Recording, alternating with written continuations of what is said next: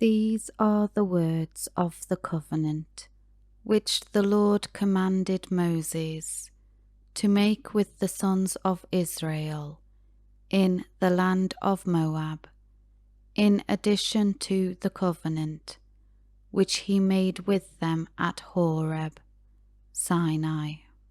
Moses summoned all Israel and said to them, "You have seen all that the Lord did before your eyes in the land of Egypt, to Pharaoh, to all his servants, and to all his land.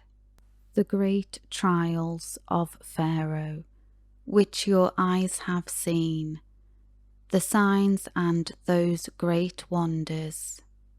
Yet to this day the Lord has not given you a heart and mind to understand, nor eyes to see, nor ears to hear. I have led you in the wilderness 40 years. Your clothes have not worn out on you, and your sandals have not worn out on your feet. You have not eaten bread, nor have you drunk wine or strong drink, so that you might know that I am the Lord your God, on whom you must depend." When you reached this place, Sihon, the king of Heshbon, and Og, the king of Bashan, came out to meet us in battle, but we defeated them, and we took their land, and gave it as an inheritance to the tribe of Reuben, the tribe of Gad, and the half-tribe of Manasseh. So keep the words of this covenant, and obey them, so that you may prosper and be successful in everything that you do. All of you stand today before the Lord your God, your chiefs, your tribes, your elders, and your officers, even all the men of Israel, your little ones, your wives, and the stranger, resident alien, foreigner, who is in your camps, from the one who chops and gathers your firewood, to the one who draws your water, so that you may enter into the covenant of the Lord your God, and into his oath and agreement, which the Lord your God is making with you today, so that he may establish you today as his people, and that he may be your God, just as he spoke to you, and as he swore to your fathers, to Abraham, Isaac, and Jacob. It is not with you alone that I am making this covenant and this oath, but with those future Israelites who are not here with us today, as well as with those who stand here with us today, in the presence of the Lord our God.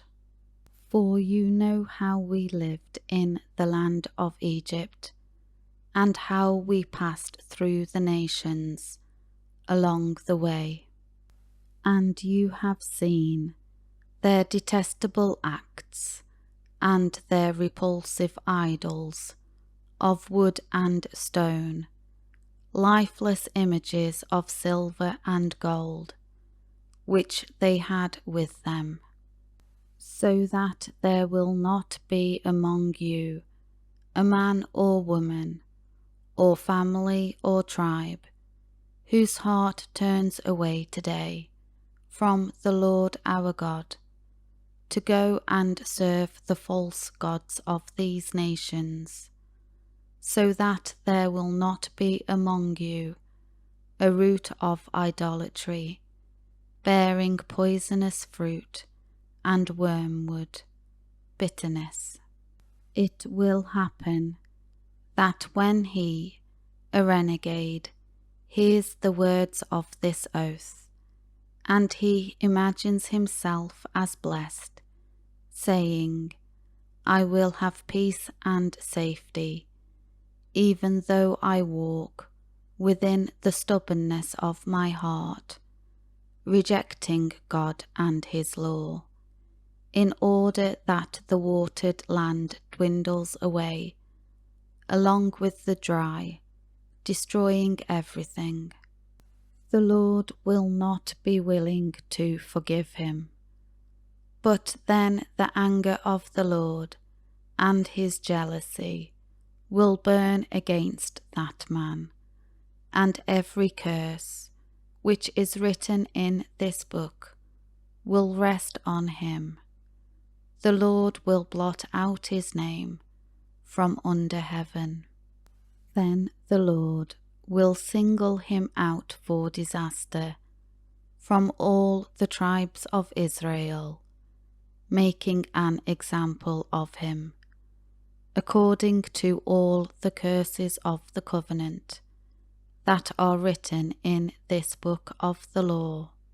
Now the next generation, your children who come after you, and the foreigner who comes from a distant land, when they see the plagues of this land, and the diseases with which the Lord has afflicted it, will say, the whole land is brimstone and salt, a burning waste, unsown and unproductive, and no grass grows in it.